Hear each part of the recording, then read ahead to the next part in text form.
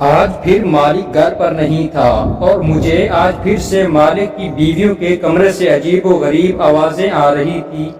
رات کے اس پہر میں نہیں جانتا تھا کہ مالک کی بیویاں اپنے اپنے کمروں میں ایسا کیا کر رہی تھیں کہ ان کی عجیب و غریب آوازیں آ رہی تھیں۔ میرا مالک کویت کا رئیس عربی تھا۔ اس کی عمر تقریباً 60 سال تھی، لیکن وہ 60 سال کا لگتا نہیں تھا، وہ صحت قابل رشک تھی۔ اس کی 2 کم عمر خوبصورت بیویاں تھیں جن کی عمریں تقریباً 19-20 برس کی تھیں۔ جب بھی وہ عربی گھر پر ہوتا تو وہ دونوں عورتیں اس عربی کے آگے پیچھے اس کی خدمت میں لگی رہتیں، لیکن جیسے ہی وہ شہر سے باہر جاتا وہ ہر وقت تیار شیار رہتیں اور رات کو ان کے ہر وقت تیار شیار کمرے سے مجھے سرگوشیوں کی آوازیں آتیں۔ ایک دن میں نے روشن دان سے جاگ کر دیکھا تو میرے ہوش ہی اڑ کے رہ گئے کہ وہ عورت کسی کے ساتھ۔ تو میں پاکستان سے کویت آیا تھا۔ میری ایک عربی رئیس کے گھر پر باورچی کی نوکری لگ گئی۔ وہ 60 سالہ بوڑھا تھا، لیکن اس نے شادی 2 جوان لڑکیوں سے کر رکھی تھی۔ رات کو وہ عربی جس بیوی کے کمرے میں جاتا، صبح وہ بیوی روتے ہوئے کمرے سے باہر آتی اور مجھ سے کہتی کہ اپنے مالک کے لیے ہلدی والا دودھ لا کر رکھو۔ مجھے سمجھ نہیں آتا کہ وہ لڑکی ہلدی والے دودھ کو کیوں کہتی ہے۔ جس دن پہلی بیوی کی باری ہوتی تو اس دن دوسری بیوی بڑی خوش باش کمرے سے باہر نکلتی ہے اور وہ ڈٹ کر ناشتہ کرتی اور پہلی بیوی کے چہرے پر ناگواری سی چھائی ہوتی۔ اور اگلے روز جب وہ عربی دوسری بیوی کے کمرے میں جاتا تو دوسری بیوی بھی صبح روتے ہوئے کمرے سے باہر نکلتی اور پہلی بیوی خوش ہوتی۔ پہلی پہل تو میں یہ سب دیکھ کر بڑی الجھن کا شکار ہوتا تھا کہ صاحب جس بیوی کے ساتھ رات گزارتا ہے وہ صبح کمرے سے روتے ہوئے باہر کیوں نکلتی ہے۔ میرا ذہن ابھی اسی الجھن سے نہیں نکلا تھا کہ میں ایک اور ایسی ہی الجھن میں پھنس گیا۔ وہ الجھن یہ تھی کہ جب پہلی بار میرا مالک کام کے سلسلے میں باہر گیا تو میں نے دیکھا کہ مالک کی دونوں بیویاں بہت خوش ہیں۔ انہوں نے اچھے اچھے لباس پہنے، میک اپ کیا اور تیار ہو کر کھانا کھایا اور اپنے اپنے کمروں میں چلی گئیں۔ مجھے بڑی حیرت سی ہوئی تھی کیونکہ جب مالک گھر پر ہوتا تو اس وقت دونوں بڑی سادگی میں رہتی تھیں۔ بہرحال میں نے اس مسئلے پر زیادہ سوچ و بچار نہ کیا کیونکہ یہ تو مالک کی ذاتی زندگی تھی۔ کیونکہ میری نوکری باورچی کی تھی اس لیے میں بستر کچن میں ہی بچھا کر سو جاتا تھا اور اس وقت گھر کی اندرونی حصے میں ایک ہی ملازم ہوتا تھا۔ دوسری رات میں کچن میں بڑی گہری نیند میں سو رہا تھا کہ جب میری آنکھ عجیب و غریب آوازوں سے کھلی۔ مجھے ایسے لگا جیسے کوئی ہنس رہا ہو، باتیں کر رہا ہو۔ اس وقت رات کا سناٹا تھا اور گھر کے اندرونی حصے میں میرے علاوہ کوئی ملازم بھی نہ تھا، تو باقی سب ملازم سروانٹ کوارٹر میں تھے۔ میں اٹھ کر بیٹھ گیا اور اس وقت کون ہنس کر بول رہا تھا؟ میں نے خود سے لحاف پیچھے پھینکا اور کچن سے باہر نکل گیا۔ جب میں لانچ میں آیا تو پورے لانچ میں سناٹا تھا۔ وہ سرگوشیوں کی آوازیں مجھے مالک کی دونوں بیویوں کے کمرے سے ہی آ رہی تھیں۔ حیرت کا جھٹکا سا لگا تھا کہ مالک کی غیر موجودگی میں یہ دونوں اپنے اپنے کمروں میں کس سے باتوں میں مصروف تھیں۔ پھر میں نے سوچا کہ شاید ٹی وی دیکھ رہی ہوں اور اس کی آواز ہو، لیکن ایسا نہیں تھا۔ مجھے یوں محسوس ہو رہا تھا جیسے وہ دھیمے لہجے میں کسی سے بات کر رہی ہو اور باتوں کے دوران وہ ہنس بھی رہی ہے۔ میرے دل میں ایک کے بعد ایک وہم ستانے لگے تھے کہ کہیں وہ لڑکیاں برے کردار کی مالک تو نہیں۔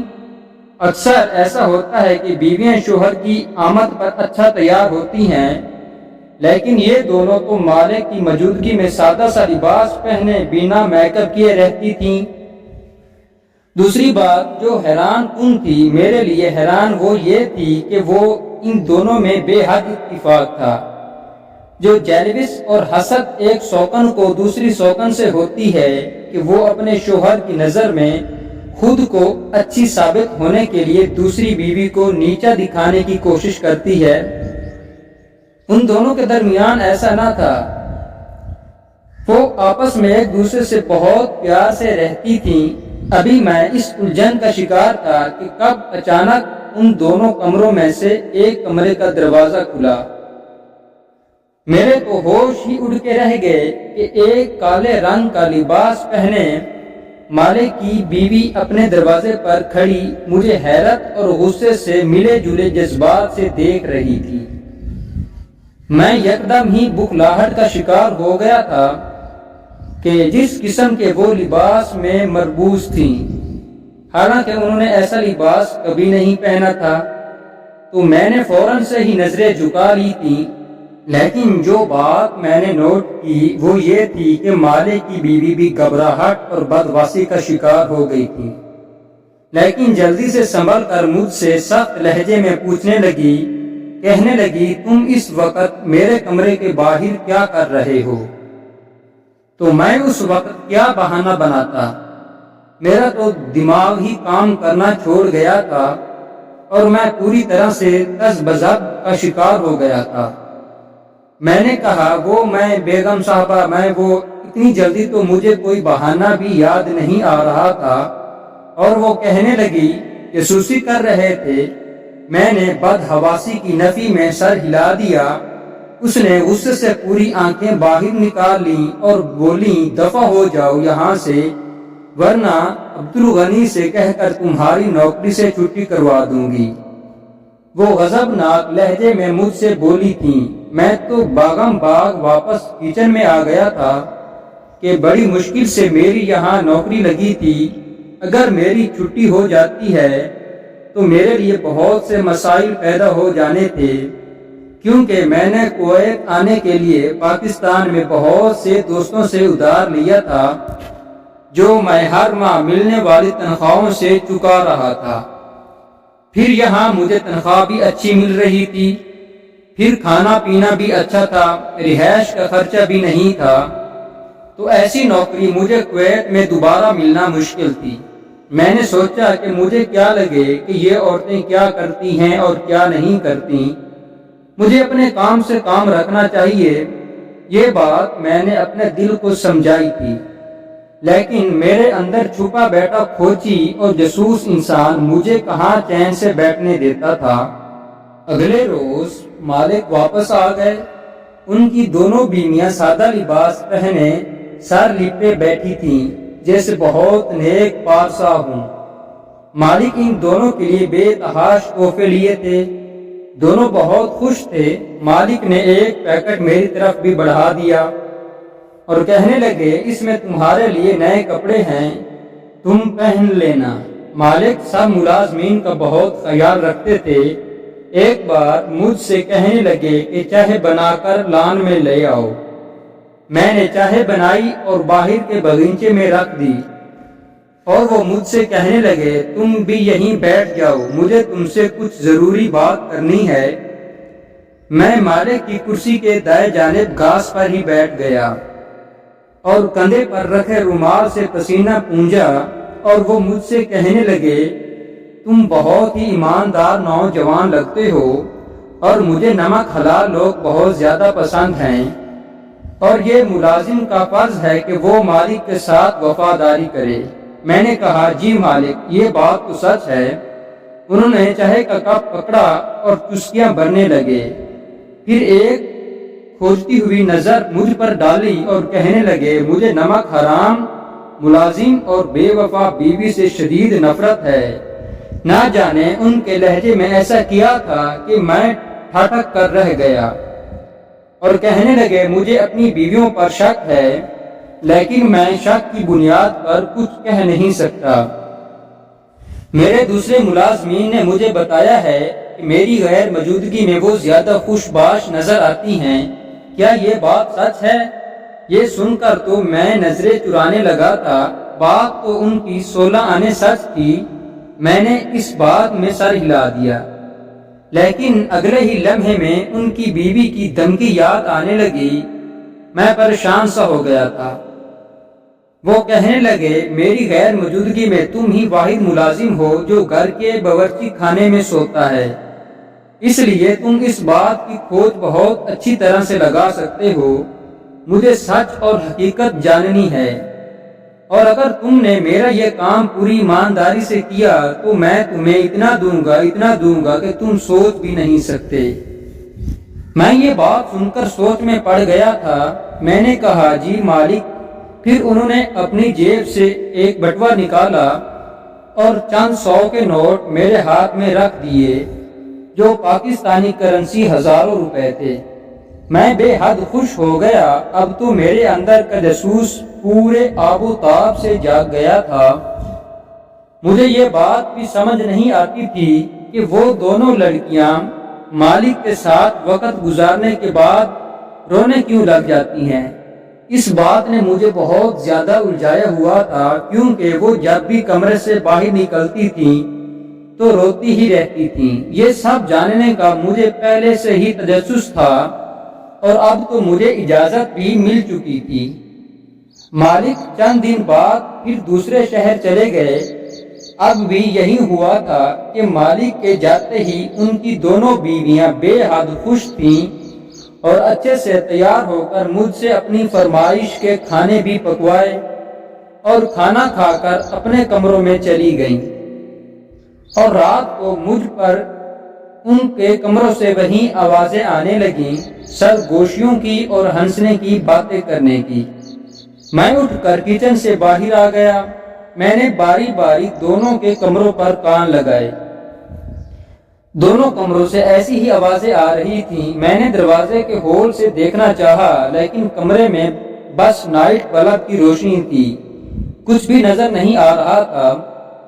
پھر میں نے کمرے کے دائیں بائیں جانب دیکھا کہ مجھے کوئی کھڑکی یا کوئی روشن دان وغیرہ دکھائی نہیں دے رہا تھا، جس سے میں اندر ہونے والے منظر کو دیکھ سکتا۔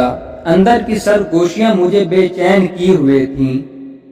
میں بہت کوشش کر چکا تھا، لیکن وہاں کوئی ایسی کھڑکی موجود نہ تھی۔ اگلے روز میں ان کمروں کی بیرونی جانب چلا گیا کہ اگر ان کے کمروں میں کوئی غیر مرد آتا بھی ہے تو آتا کہاں سے ہے۔ گھر کے اندر سے تو کسی کے آنے کا سوال ہی پیدا نہیں ہوتا۔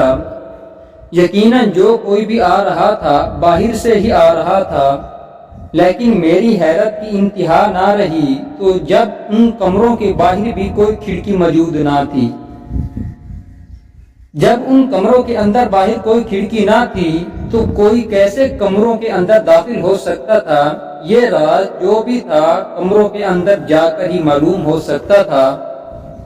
لیکن میں ایک باورچی تھا، میں کیسے مالکن کے کمروں میں جا سکتا تھا؟ میں یہ سوچ رہا تھا کہ ایسا کیا کروں کہ کسی ایک مالکین کے کمرے میں جا کر چھپ جاؤں۔ میری پوری رات یہی سوچ کر ہی گزر گئی۔ اگلے روز میں نے صبح کے ناشتے کے وقت ہی مالک کے دونوں بیویوں سے یہ کہہ دیا تھا کہ میری طبیعت ٹھیک نہیں ہے، اس لیے مجھے ایک دن کی چھٹی چاہیے۔ اور ہاں، مالک سے بھی میں نے پوچھ لیا ہے، ان سے میں نے چھٹی لے لی ہے۔ وہ دونوں یہ سن کر منہ بنانے لگیں اور مجھے کہا، ٹھیک ہے تم جاؤ۔ یہ کہہ کر وہ دونوں بیویاں کچن میں چلی گئیں دوپہر کے کھانے کا انتظام کرنے۔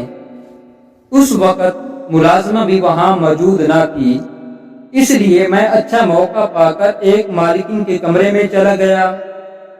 وہ کمرہ تھا یا کوئی خوابگاہ، بہت بڑا اور کشادہ کمرہ تھا، بے حد قیمتی اور نفیس سا فرنیچر رکھا ہوا تھا۔ میں نے ایک نظر میں ہی کمرے کا جائزہ لیا تھا کہ اس کمرے میں سب کچھ تھا سوائے کسی کھڑکی اور روشن دان کے۔ جب اس کمرے میں کچھ ایسا نہ تھا تو آنے والا کمرے میں آتا کہاں سے ہے؟ یہ میری کھوج تھی۔ ابھی تو میں کمرے میں چھپنے کی جگہ بھی تلاش کر رہا تھا کہ آخر میں نے چھپنا کہاں ہے۔ تو مجھے ایک کونا ایسا نظر آ گیا جس پر کپڑوں کا سٹینڈ رکھا ہوا تھا اور وہاں مالک کا آرام دہ لباس بھی ٹنگا ہوا تھا۔ میں اسی کپڑوں کے سٹینڈ کے پیچھے چھپ گیا اور رات تک میں وہیں چھپا رہا۔ رات 11 بجے ہی مالک کی بیوی کمرے میں داخل ہوئی اور پھر کمرے کی لائٹ بند کر کے نائٹ بلب جلا دیا۔ میری حیرت کی انتہا نہ رہی جب اس نے الماری سے ایک سوٹی نکالی اور اس کمرے کی چھت کے ایک کونے پر لے جا کر اس کونے کو اس سٹک سے کھٹکانے لگی، تو کچھ دیر بعد ہی وہ دیوار کونے کا ایک چوکور ٹکڑا ہٹ گیا اور ایک نوجوان اندر داخل ہوا۔ وہ کتنی چالاکی اور عیاری سے یہ سب کر رہی تھی، چھت کو دیکھنے سے یہ شبہ تک نہ ہوتا کہ وہ چھت کو چکوری سا یہ ٹکڑا کھل بھی سکتا ہے۔ جیسے ہی وہ نوجوان اندر داخل ہوا تو مالکن بڑی خوش ہو گئی۔ اس سے پہلے کہ وہ کچھ غلط کاری شروع کرے، میں اس کپڑوں کے سٹینڈ کو ہٹا کر باہر نکل آیا۔ کمرے میں اندھیرا تھا، وہ مجھے دیکھ نہیں سکتے تھے۔ میں نے کمرے کا دروازہ کھولا اور شور مچا دیا تو تمام ملازمین جمع ہو گئے تھے اور برابر والا بھی کمرہ کھل گیا تھا۔ ملازمین نے ان لڑکوں کو پکڑ لیا اور مالک کو بھی خبر ہو گئی۔ لڑکیاں صرف دولت کی لالچ میں اس رئیس عربی کی بیویاں بنی تھیں اور اس کی غیر موجودگی میں غیر لڑکوں کو بلاتی تھیں، لیکن کمرے میں کھڑکی نہ ہونے کی وجہ سے ان کے خلاف کوئی ثبوت نہ تھا، تو مالک نے ان دونوں لڑکیوں کو پولیس کے حوالے کر دیا اور بیویوں کو بھی بھیج دیا اور مجھے انعام میں اچھی رقم بھی دی۔